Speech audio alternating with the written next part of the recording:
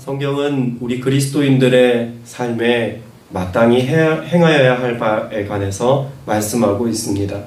그런 하나님의 말씀을 성취하고 그 뜻을 이루는 삶을 살아가기까지 우리에게 물론 영적인 은사와 또 하나님께서 우리에게 가르쳐 주시는 신령한 지혜와 복을 가져야만 그런 하나님의 명령과 말씀을 지켜 준행하는 것들도 분명히 있습니다.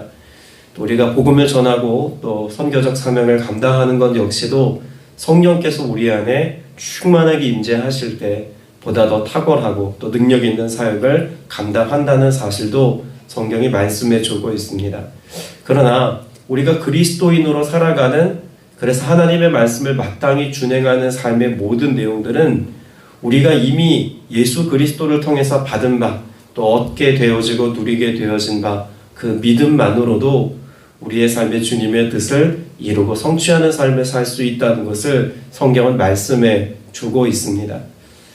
때로는 우리의 믿음이 부족해서 무언가를 못한다거나 혹은 우리의 믿음의 분량이 다른 어떤 탁월한 영적인 삶을 살아가는 이들에 비해서 충분하지 못해서 우리는 그런 믿음의 선한 삶을 잘 살지 못합니다 라고 항변하는 분들의 이야기들도 종종 듣습니다. 그러나 한번 생각해 보십시오. 이미 믿음이라고 하는 것 자체가 분량과 정도의 차이와 상관없이 이미 그 믿음으로 인하여서 하나님과 내가 하나 되고 연합된 삶을 살아간다면 우리는 그 겨자씨만한 믿음, 그 믿음이라고 하는 것이 우리에게 존재하는 한 하나님의 능력과 하나님의 은혜 안에서의 삶을 살아가는 삶의 풍성함은 정도의 차이에 준하지 않는다는 것 정도는 우리는 이해할 수 있을 겁니다.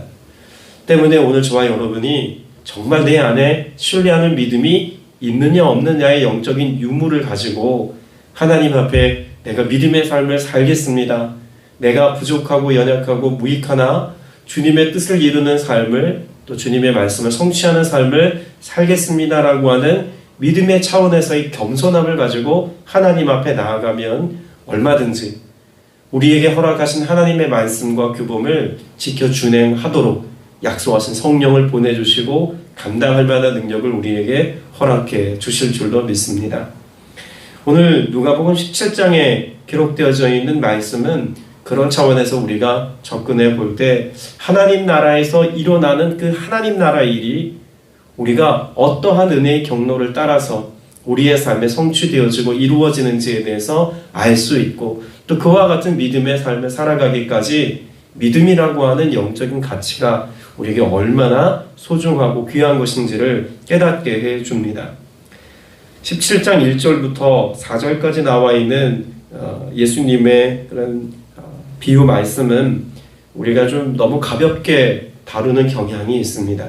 어떤 점에서 제가 말씀을 드렸는지 그 내용을 이해하면 아실 수 있을 겁니다. 1절 말씀을 먼저 읽어보면 예수께서 제자들에게 이르시되 실족하게 하는 것이 없을 수는 없으나 그렇게 하는 자에게는 화로다 라고 말씀합니다. 실족하게 하는 것, 무엇을 염두에 두고 하신 예수님의 말씀일까요? 단지 다른 사람에게 해를 끼치거나 마음 상하게 하는 어떤 그런 정서적인 문제에 관해서 말씀하고 계신 것은 분명 아닙니다. 여기서 실족하게 한다라고 하는 것을 말씀하신 이유는 이 누가복음 15장부터 17장까지 계속해서 예수님의 제자들에게, 바리새인들에게 교차적으로 말씀하고 있는 내용을 볼 때 바리새인들의 삶의 모습을 염두에 두고 하신 말씀으로 볼 수가 있습니다. 자, 그럼 바리새인들이 실족하게 하는 것 무엇일까요? 하나님의 말씀을 가지고 다른 사람을 재단하고 판단하여서 그들로 하여금 하나님께서 주신 그 율법에 넘어지게 하는 어떤 일들을 염두에 두고 예수님이 하고 계신 말씀입니다. 실족하게 하는 것이 없을 수는 없으나 라고 하는 말씀같이 율법 그 자체나 하나님께서 우리에게 말씀하신 그 모든 계명이 필요 없다가 아닙니다. 우리에게 필요하고 또한 그것의 유익함에 관해서는 예수님도 여러 차례 말씀하셨습니다. 그런데 그렇게 하는 자라고 하는 이 말씀의 의도 안에는 그런 율법을 가지고 하나님의 것을 우리가 제대로 다루지 못해서 때로는 실수하고 다른 사람을 넘어지게 하는 일들도 간혹 있을 수 있겠으나 의도적으로 그 일들에 대하여서 계속해 반복해 하는 자들의 삶에는 하나님께서 그런 사람들에게 무엇이 있다고 말씀할까요? 화가 있다라고 말씀합니다. 자, 그런데 이 화라고 하는 것을 우리가 염두에 두고 2절을 읽어야 되는데 간혹 우리가 당하는 어떤 화의 내용을 2절의 내용으로 이해하려고 하는 분들도 간혹 있습니다. 그래서 누군가에게 해를 끼치거나 누군가에게 실수하거나 실족하게 한 사람은 차라리 연자맷돌을 메고 바다에 빠지는 게 낫다 라고 하는 뉘앙스로 우리가 이 말씀을 읽는데, 사실 그 의미보다 사실 더 준엄한 예수님의 말씀의 내용이 포함되어져 있습니다. 그렇게 누군가를 실족하게 하는 사람에게 미칠 화라고 하는 것이 얼마나 우리가 감당하기 어렵고 힘든 것인지, 마치 연자맷돌을 메고 그 목에 매서 바다에 빠지는 것보다도 훨씬 더 감당하기 어려운 화라고 하는 것을 설명하고 있는 것이 2절입니다. 그러니까 화라고 하는 것이 굉장히 무섭고 준엄한 하나님의 어떤 일을 염두에 두고 한 이야기겠죠. 그러면 여기 나와 있는 이 화로다라고 하는 말씀의 내용을 이해하려면 어디를 봐야 될까요? 누가복음 16장에 나와 있는 부자와 거지에 관한 비유 말씀을 이미 우리가 염두에 두고 이 말씀을 읽어 내려가는 것이기 때문에 그 비유에서 알 수가 있다는 것입니다. 그 내용을 제가 다 여러분과 긴 구절을 읽지 않아도 다 알고 계시죠? 부자와 거지 나사로, 결국 이 두 사람이 다 어디로 갑니까? 하나님 앞에 섭니다. 그리고 하나님 앞에서 무엇을 경험하게 되죠? 하나님의 심판입니다. 그래서 한 사람은 하나님 곁에, 한 사람은 지옥에 거하게 되어진 장면의 말씀을 이미 16장에서 언급하고 있죠. 자, 그러면 여기 나와 있는 화로다라고 하는 말씀의 내용은 단지 우리가 이 땅에서 삶을 살다가 누군가 실족하게 하면 바다에 연자맷돌 메고 빠지는 것보다 더 무서운 어디에 서게 되겠다는 것을 염두에 두고 하신 말씀일까요? 하나님의 심판 앞에 서는 날 하나님의 판단하심이 있을 것이다 라고 하는 그 준엄함에 관하여 말씀하고 있다는 것입니다. 때문에 오늘 저와 여러분의 삶에서 늘 경계해야 할 것이 있습니다. 하나님의 심판, 하나님의 판단에 의해서 우리의 삶이 치부되어진다면 뒤에서 나오는 용서하라 라고 하는 그 말씀의 뉘앙스가 단지 잘못한 것을 용서해 주어라 라고 하는 의미만 있는 것이 아니라는 거죠. 어떤 의미가 있을까요? 누군가 잘못한 것이 드러나거든, 혹은 누군가의 연약함을 보거든 그 판단하심을 누구에게 맡기라는 것입니까? 하나님께 맡기라는 것입니다. 그러니까 용서의 개념이 단지 잘못한 거 있는데 내가 참고 내가 견뎌줄게 이런 뉘앙스가 아니라, 여기서 말씀하는 예수님의 용서는 하나님의 판단하심에 맡겨야 한다는 사실을 강조하고 있는 용서입니다. 애초에 누가복음 15장부터 17장까지 내용이 계속 하나의 이야기로 전개되고 있는 것을 보면 그 안에는 중요한 주제가 있죠. 우리 인생의 주권자, 통치자, 다스리시는 분 누구라는 메시지를 계속 강조하고 있습니까? 하나님이 주권자이시다 라고 하는 사실을 강조하는 메시지가 계속 이야기되고지고 있습니다. 그런 누가의 의도적인 선포를 우리가 염두에 두자면, 오늘 용서하라는 것은 내 인생의 주권이 하나님께 있는 것처럼 또 나에게 실수하고 나에게 실족하게 하는 자, 그런 사람들의 연약함과 실족하게 하는 그 모든 행위에 대하여서도 내가 판단하고 내가 행할 것이 아니라 하나님께 맡겨두고 너희는 너희의 당연한 마땅한 일들을 행하라 라고 말씀하고 있습니다. 바리새인들의 입장에서 이것을 정리해 보자면 예수님이 어떤 의도로 말씀하고 계신 걸까요? 율법을 가르치고 교훈하는 일은 마땅히 해야 될 일이라고 말씀하죠. 3절에서도 보면 경고하고 라고 하는 말씀이 있는 것을 보면 우리의 마땅한 바 안에는 바리새인들에게 예수님도 율법도 가르치고 하나님의 백성으로서의 당연한 삶의 원리를 가르치라 라고 하는 말씀의 의도가 있습니다. 그러나 무엇하지 말라는 겁니까? 가르치되 이것을 인간적인 잣대로 삼아서, 하나님의 것을 나의 잣대로 삼아서 다른 사람을 재단하고 판단하지는 말라는 겁니다. 오히려 그들에게 행할 것은 무엇이라고 말씀합니까? 그것이 실천되어지 못하는 저 죄인들과 연약한 자들과 하나님의 뜻에서 많이 벗어난 삶을 살고 있는 그들을 용서하고 용납하고 받아들여서 그들로 하여금 하나님의 백성답게 살아갈 수 있도록 도와주라는 이야기입니다. 이게 용서의 개념이에요. 단지 정서적인 어떤 용서를 말씀하고 있는 것만이 아니라 하나님의 주권을 인정하고 하나님께 맡기되 우리는 우리에게 맡겨주신 하나님의 일들을 가지고 그들로 하여금 하나님 앞에 나아갈 수 있도록 용서하고 사랑으로 그들의 삶을 돌보라라고 하는 말씀을 하고 계신 것입니다.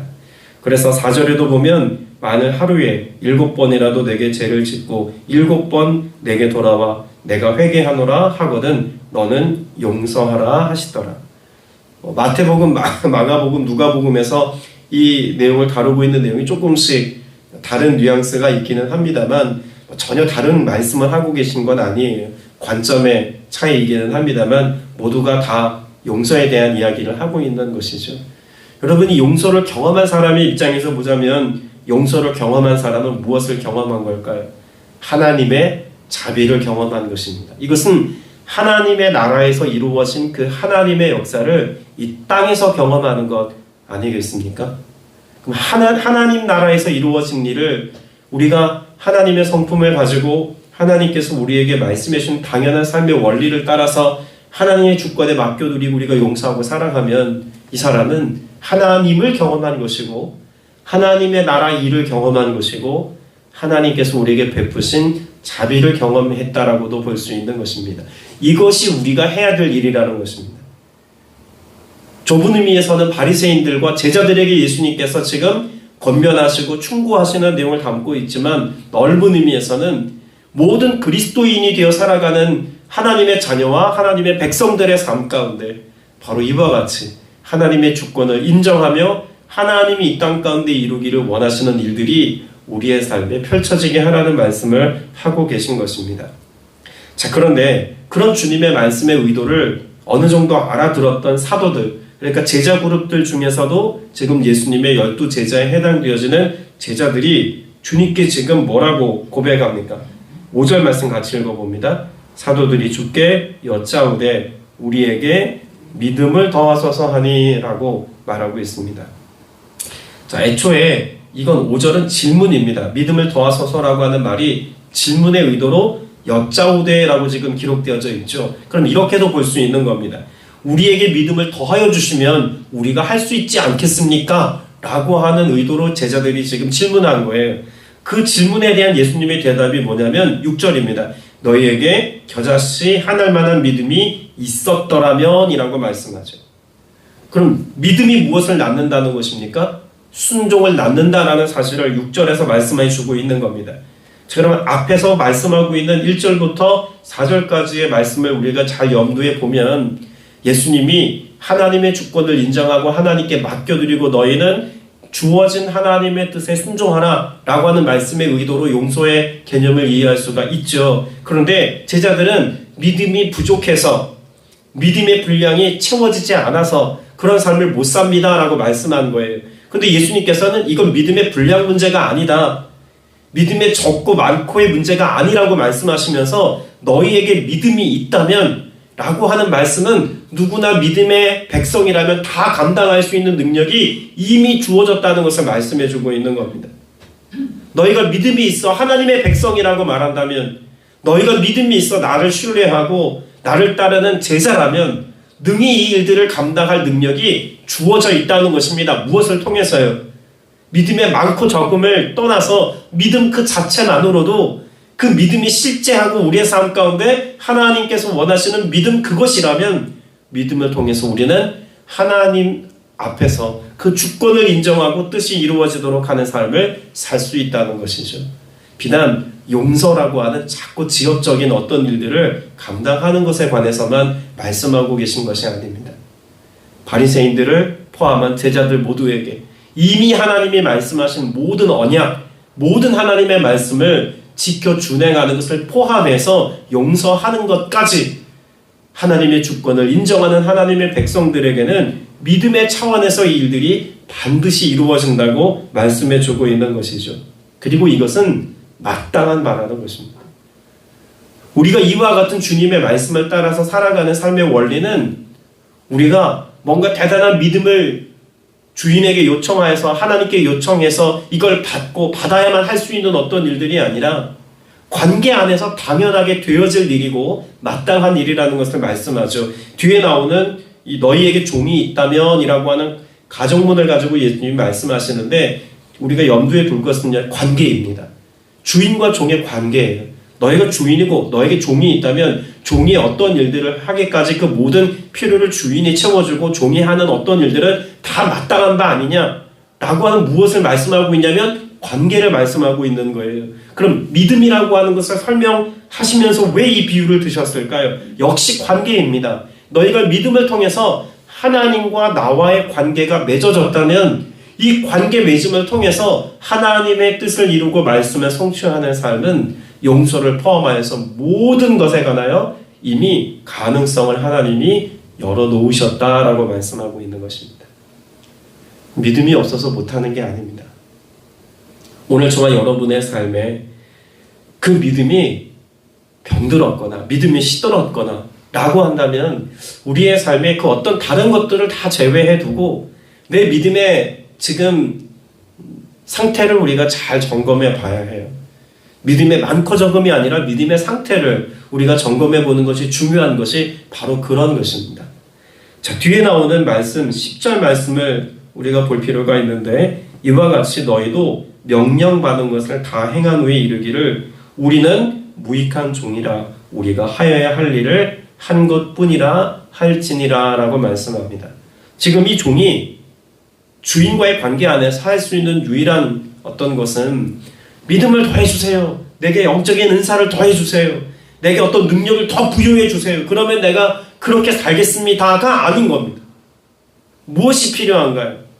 주님의 도움을 요청하는 것이면 충분하다는 것을 말씀하고 있는 내용이 11절 이하에 기록되어져 있는 내용과 연관된 사항입니다. 우리가 잘 아는 11절 이하에는 어떤 사건이 있죠? 예수님께서 예루살렘에 가실 때 사마리아와 갈릴리 사이를 지나가다가 나병 환자 10명을 만납니다. 근데 그 중에서 이 10명의 사람들이 한꺼번에 다 부르짖어 예수님께 부탁하지 않습니까? 예수 선생님이 우리를 불쌍히 여기소서라고 부르짖습니다. 그리고 이러한 요청에 예수님이 응답하셔서 10명의 이 나환자들이 다 고침받죠. 자, 그런데 누가 돌아옵니까? 사마리아 사람만 돌아옵니다. 그리고 예수님께 나와서 그 영광을 돌리고 또 그 기쁨의 고백을 주님 앞에 선포하죠. 그때 19절 말씀에 보면 뭐라고 말씀하시냐면 그에게 이르시되 일어나 가라 내 믿음이 너를 구원하였느니라 라고 말씀합니다. 자, 사마리아 사람, 이스라엘 백성들에게 있어서 사마리아 사람은 어떤 사람입니까? 가장 저주스럽고 가장 우리 민족에 있어서 버러지 같은 존재들이고 이 백성들로 인하여서 하나님의 순수함이 깨어졌다고 여기는 상종도 안 하는 사람이 사마리아 사람입니다. 그런데 그 사마리아 사람 중에 이 한 사람이 스스로를 어떻게 여긴 겁니까? 무익한 자로 여겨서 주님 앞에 나와 자신의 삶의 문제를 해결해 주신 하나님의 그 은혜를 찬미하고 고백하였더니 내 믿음이 내게 구원을 이루었다라고 하는 말씀으로 이 사마리아 사람을 주님께서 드러내십니다. 자, 10절 말씀과 연관해 보자면 이런 유대인들에게 벌레 취급당하였던 사마리아 사람도 무엇으로 인해서 하나님 나라의 역사를 경험하였습니까?